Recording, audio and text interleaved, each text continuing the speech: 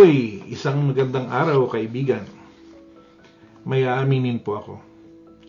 Alam niyo po, about 3 months ago, I was already told that I was going to be a part of this special series produced by Pathways of Hope for the Advent and Christmas season entitled A Season of Promise. Nung sinabihan ako that I will be sharing my reflections for today, January 11, 2026, naghalo na po yung kaba, excitement. I felt privileged and humbled at the same time. And because of all these, sabi ko, kailangan ko mag-prepare. And I prepared early. Ito na yung confession na part. Kasi this is my 7th, tama po, 7th recording that I attempted to submit. Bakit? I recorded early on, pinanood ko, sabi ko, parang hindi naman special. Ulitin natin. Kalawa, record, pinanood ko, after a while, sabi ko, pangit yung audio, ulitin natin. Third, pangit yung lighting, ulitin natin. Fourth, fifth, sixth, at umabot na po tayo dito sa 7. Isang magandang araw po sa inyong lahat, mga kaibigan at mga kapatid. Maraming salamat sa walang sawa ninyong pagsuporta at pagsama sa amin dito sa Landas ng Pag-asa. Samahan niyo po ako ngayong araw na ito to reflect on our gospel taken from Matthew chapter 3 verses 13 to 17. If you will allow me to read it po. Jesus came from Galilee to John at the Jordan to be baptized by him.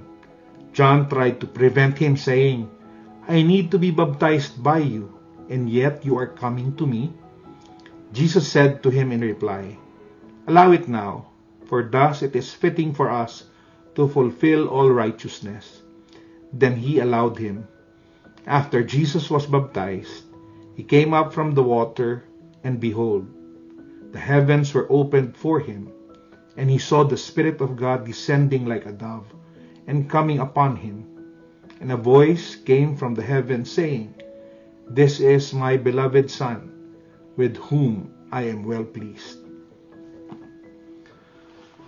During the 7th attempt of recording and submitting this, dahil kabado na po ako Siguro katulad po nung kaba na nararamdaman ng mga kasama ko dito na iniisip ko magsasubmit ba ako. I found myself sitting again in my quiet place, reflecting on this very same gospel from Matthew. And I came to 3 reflections that I wanted to share with you. First po, tinanong ko yung sarili ko, kailangan ba talaga ni Jesus na magpabinyag?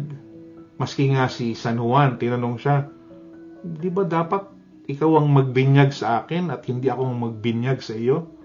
Katulad ng nasasabi sa ating gospel. The Catechism of the Catholic Church tells us or teaches us that when we get baptized, we become part of the mystical body of Christ. The mystical body of Christ. Kinakailangan ba ni Kristo na maging bahagi ni Kristo? Parang ang labo nun. We were also taught that when we get baptized, we become part of the family of Jesus. Si Jesus na yun kailangan pa rin ba niyang maging bahagi ng pamilya niya? Pero katulad po nung nasusulat sa Mabuting Balita, kailangan gawin. Feeling ko po, on my own reflections, that was the way of Jesus telling all of us that I am one with you. Nakaisa ninyo ako, that I am one with you. First reflection po yun. Christ is with us. That we are part of Him. That we are called to be like Christ. Bilang binyagang mga Kristiyano, we are called to be like Jesus. Second reflection.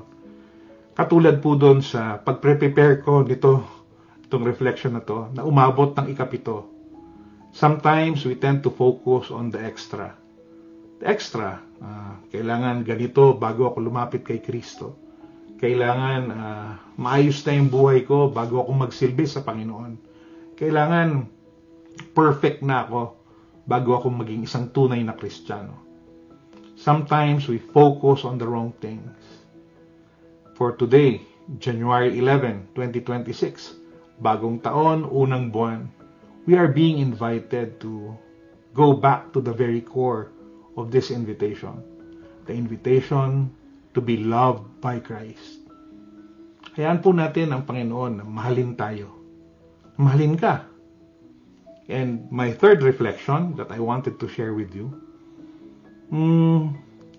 I think the Lord is calling us to love like how He loved, to embrace the people that He would embrace, to go to where would Jesus go, to feed whom Jesus will feed. In short, we are being invited na maging katulad ni Kristo. Sa trabaho, sa bahay, sa pamayanan. We are being invited to be like Christ. One of the blessings po nitong Pathways of Hope,